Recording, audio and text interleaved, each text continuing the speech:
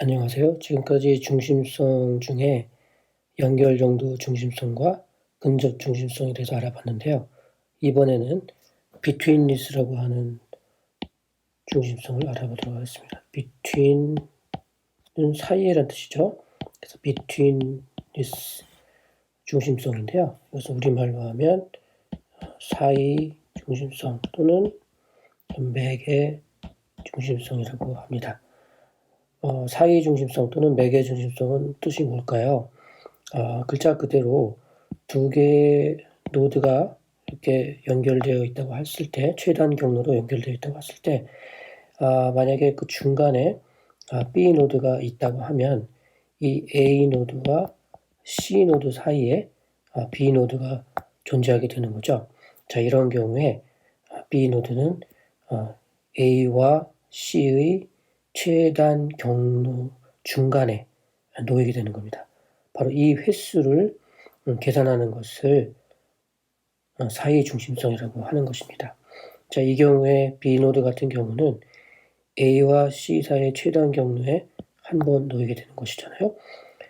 반면에 A 같은 경우는 BC 사이에 한 번도 안 놓이고요. C 같은 경우도 A, B 사이에 한 번도 안 놓이니까 0이 되는 겁니다. 자, 이런 개념인데 5개의 노드가 있는 그런 그래프를 한번 상정해서 보여드리도록 해보겠습니다. 자, 여기 A, B, C, D 이라고 해보죠. B노드의 사이 중심성은 얼마일까요? B노드는 나머지 노드 사이의 최단 경로에 얼마나 놓이는지 한번 보도록 하겠습니다. B노드를 제외하고 A와 C 사이에 놓이나요? 안 놓이죠. A와 D 안 놓이고 A와 E에도 안 놓입니다. 또 C에서 D로 가는 경우에도 C, A, D로 가지 B를 거치지 않죠. 자, 그래서 이 경우도 안 놓이고요. C, E도 마찬가지입니다. C, A, E도 안 걸리고 또 D, A, E도 안 걸리고요. 자, 이렇게 나머지 모든 노드 사이의 최단 경로 사이에 한 번도 놓이지 않게 되는 거죠. 그래서 B 같은 경우 0이 되는 겁니다.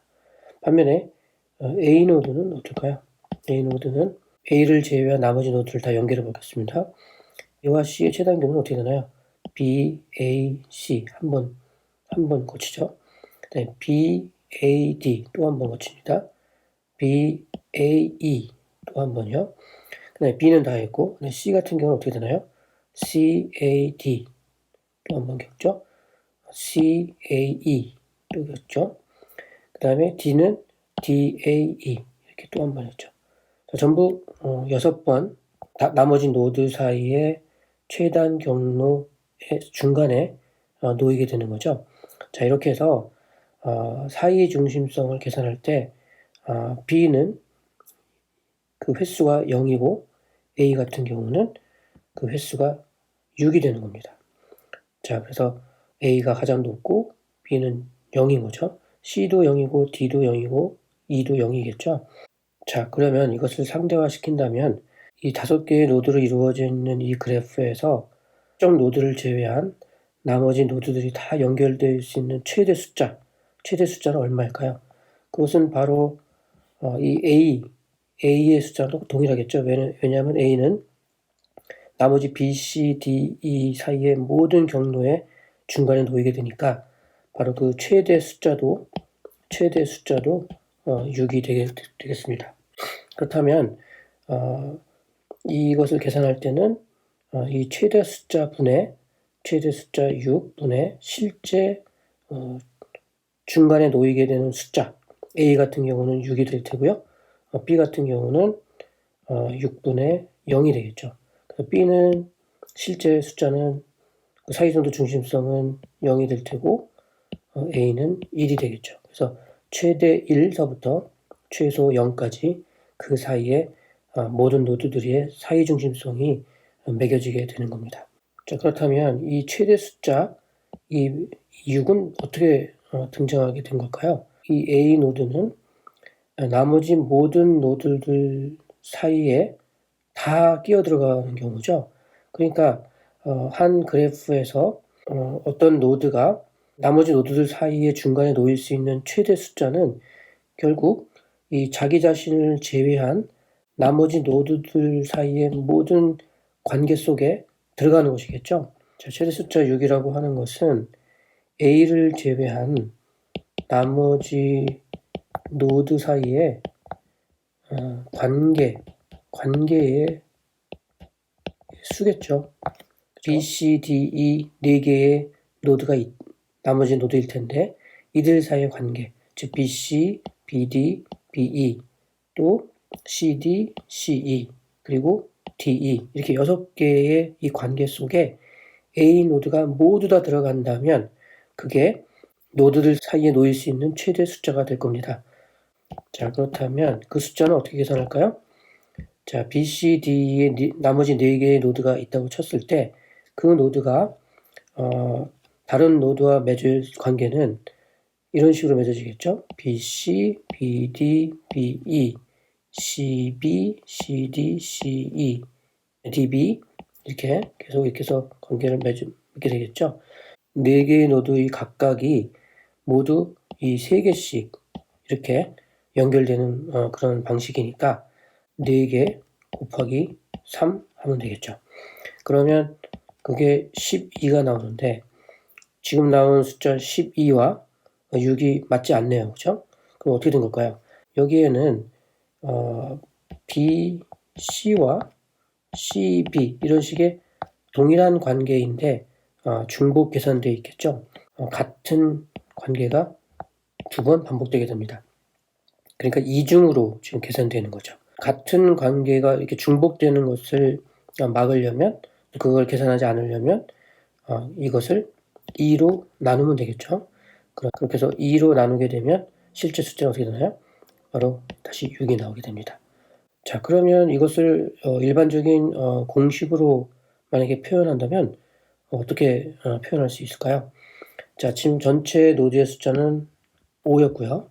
최대수를 구하기 위해서 우리는 나머지 노드의 수 B, C, D, E 4와 그다음에 또 그들 사이 관계를 구하기 위해서 3이라는 숫자가 나왔잖아요. 자, 그 얘기는 전체 노드 수 5개에서 4 같은 경우는 n-1일 테고 3은 n-2가 되겠죠. 자, 곱하기 하고 그리고 이것을 2로 나누면 되는 것입니다. 그렇죠? 특정 노드를 제외한 나머지 노드들 사이에 그 노드가 놓일 수 있는 모든 경우의 수, 최대 숫자가 나오게 되는 것입니다. 바로 n-1 곱하기 n-2를 2로 나누면 되는 것이죠. 그것이 바로 이 맥스 숫자 6이 되는 것이죠. 실제 공식은 이렇게 되겠죠. 실제 공식은 바로 이 맥스 숫자이고 이 맥스 숫자 분의 실제 다른 노드 사이의 최단 경로의 놓이는 숫자, 그 실제 숫자. 그래서 이렇게 우리가 맥스분의 n이라고 할 수 있겠습니다. 바로 이 공식에 의해서 여기 이렇게 오게 되는 겁니다. 자, 매개 중심성을 설명하기 위해서 상당히 복잡해 보이는 방식으로 설명을 하긴 했는데 그냥 기본적인 원리만 이해하시면 되는 것이고요. 매개 중심성의 핵심 원리는 이 특정 노드가 다른 두 노드 사이에 놓여 있는 숫자, 그거를 계산하는 것이고요. 그럼 이것이 왜 중요하냐 하면 매개 중심성이 높은 노드는 대개 다리의 역할을 하게 됩니다. 다리. 2개의 섬이 있다고 생각해 보십시오. 이 안에는 여러 개의 노드들이 또 있고요. 이렇게 노드 있는데 하여튼 이렇게 2개의 집단 또는 2개의 섬이 있는데 보통 2개의 섬 사이에는 이렇게 다리가 있잖아요. 근데 만약에 이 다리가 없어진다면 어떻게 될까요? 그렇다면 이 두 노드 사이에는 관계가 그냥 사라져 버리겠죠. 그래서 두 집단 사이가 또는 2개의 섬은 다리가 사라지는 순간 완전히 고립된 집단이 되어버리는 것입니다. 연결망에서도 마찬가지죠. 매개 중심성이 높은 특정한 노드는 이 두 집단 사이에 다리 역할, 중간 매개 역할을 함으로써 사이 중심성이 높은 이 노드가 사라지게 되면 아까 보신 바와 같이 두 개의 집단 사이는 완전히 고립되게 되는 겁니다. 자, 매개 중심성이 왜 중요한지 아시겠죠? 매개 중심성은 다른 노드 중간에 놓여 있는 숫자를 계산하는 것이고, 이것이 중요한 이유는 바로 이 다리 역할. 그래서 집단과 집단 사이를 연결해주는 가교 역할을 하는 매우 중요한 노드를 찾아내는데 유용한 중심성이라고 할 수 있겠습니다.